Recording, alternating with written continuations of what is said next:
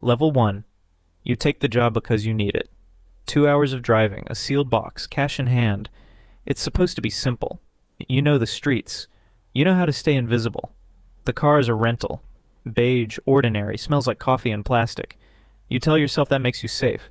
You do not notice the sticker behind the rear window. A crescent moon, a barely there barcode. The app pings. Welcome, courier. A voice says ETA and a pin drops on a map. You pull away. Night folds over the highway. Your hands are steady, but your pulse isn't. You practice breathing. You imagine the cache. Imagine how it will change things. You do not imagine the radio scanning metadata. You do not imagine the car's heartbeat syncing with a map you cannot see. A blue van pulls out, matches your lane. It will be here for the next 20 minutes. You think it's coincidence. It is not coincidence. You drive toward the marker. The GPS reroutes without asking. A side street, a lightless warehouse. You kill the engine.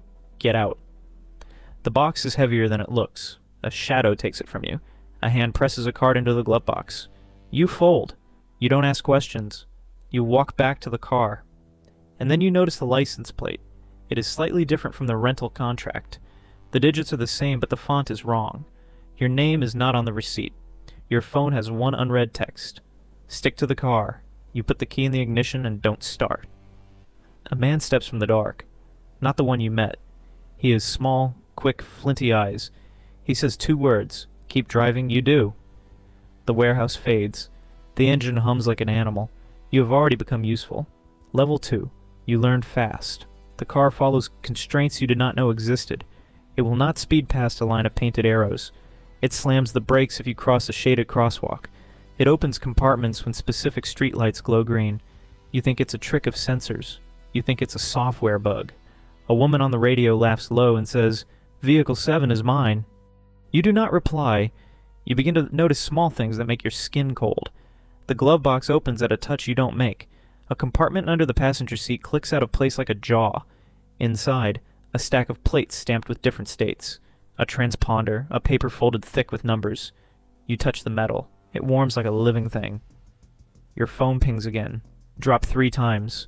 Do not deviate. You're already on your 3rd drop. You stop at a payphone and leave the box where a teenager waits. He smiles. He does not look like someone who works for men with guns. He taps the bumper and you feel something inside you do not understand loosen. You ask him what this is. He says, "The car keeps the route honest." You realize you don't know what honest means here. You drive on. A checkpoint appears. Not police, but a line of SUVs. They wave you through.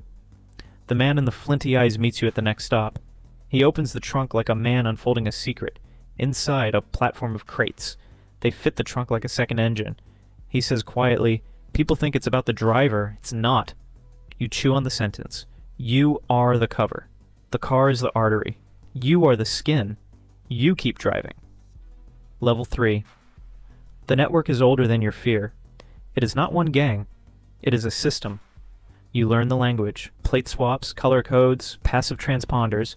Every rental fleet is a node. Every route is a choreography. The vehicles themselves carry meaning. Hatchbacks with taped mirrors are low-profile hubs. SUVs with a roof rack are moving warehouses. Your car, a beige front. A winter coat of ordinariness. Ordinary is the most dangerous camouflage. On a narrow bridge, a drone sweeps low. It lights up the sticker behind your window. It flares like a moth under glass. Your dashboard shows a sequence of tiny blips. A voice in your ear, not from the car, says, "Switch plates in 90 seconds. You have never changed plates? You park at a laundromat. 3 men play cards inside like they are waiting for a punchline. You swap plates like you are changing a shirt. A child watches you with the interest of someone who knows too much. Your hands move on autopilot. The card hand tells a joke about airports. They laugh. You laugh too, even though this punchline is about violence. You drive away with your collar tight, and the car hums like a satisfied animal. It is not humming for you. It hums for the network. Level 4. They have redundancies. If one car is stopped, another appears 5 minutes later. If a driver panics, the route reroutes. The vehicle is the key to trust. If the car stops, the chain fractures. You feel the weight of that truth like wet metal. You start to see markers in the cityscape. A graffiti tag means safe house. A florist shop is a relay. A bus stop bench is a ledger. The world folds into a schematic only the vehicles can read. You begin to imagine the maps in the cars' heads. You begin to see your own role as a movable window into that mind. One radio call lights the dash. Someone was pulled. Your stomach drops. Pulled means intercepted. You reroute automatically, hands numb. You pass a man with a milk crate and he does not look up. You think, maybe it's easier if I didn't know. But you know now, knowledge does not save you. It only makes the small betrayal sharper. You are asked to drive through a storm of headlights. A caravan of trucks marks the edge of a no-man's zone. You swerve, weave, follow a cadence you didn't know you could learn. At the end of the night, you are not richer, but you are deeper in. You own that fact like a scar. Level 5. You trace the engine number in a threadbare manual on the passenger seat.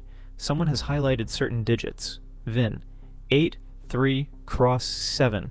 A family name is underlined. You call the number. A woman answers and says, "You shouldn't have the car." Her voice is calm as winter. You stammer that you swore you were just a driver. She laughs like gravel. It never is just that. She tells you about chassis that pass through counties like rumors, about drivers who disappear and cars that keep moving. She says, they make the vehicle mean less and more at once. Less replaceable, more indispensable. You ask her if you can leave the route. She says, the car will decide. That night the headlights fade. The dashboard goes dark. You stop at a diner. You think maybe this is over. An envelope appears at your feet under the seat. Inside, a single key and a photograph of a child. Your hands close around it like a confession. You do not know whose child, you do not want to know. But you can't unsee the way the photograph has your name in the corner. Someone has been watching you before you were hired. Level 6. You start to push back. You miss one of the drops on purpose. You leave the box on a bench and walk away. The phone buzzes like an animal. Dozens of messages. Why? Where are you? You stay. You want to run. You don't. A voice on the line says, you tested us. We tested you. The car won't start. It will not obey. You pound the wheel. It hums and locks. You're suddenly very small in a very big mechanism. A silhouette approaches, not angry, methodical. They say, we are grateful for your honesty. They replace the box. They hand you a new set of plates. They feed you a story about dangers and collateral. You swallow it because their hands are in the same place where the city hides its wounds. And when you start the engine, the car purrs as if nothing happened. But you have been carved open. You can feel the network's breath on your neck. Level 7. The last run is at dawn. You are tired in the way only people who have lied to themselves can be tired. The sky is bruised and the city is a slow animal. You drive toward the border. Your body is numb with motion. The man who met you first sits in the back. He has no face for you now. He says, you know what the vehicle buys us? Time. You remember the boy who tapped the bumper. You remember the sticker behind the window. You remember the photograph. You ask him, what happens to drivers who try to leave? He answers, they become lanes for other people to cross. You realize the work is not to carry goods. It is to make roads trustworthy. It is to make law enforcement believe in the illusion of randomness. At the border, the barrier blinks green because the car has said the right things. A guard nods like he's reading a script. You slide across the line with the box humming at your feet. You hand it to a woman in a blue scarf. She counts, nods, and gives you an envelope the color of old money. You are paid. You are told to walk.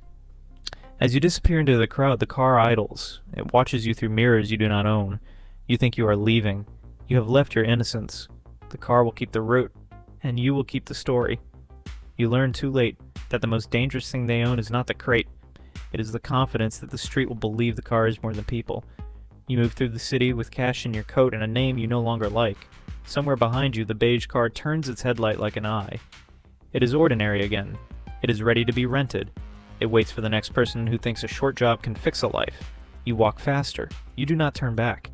But you can feel the route in your bones. You know you belong to a map you did not draw. You know that the vehicle mattered more than you ever knew.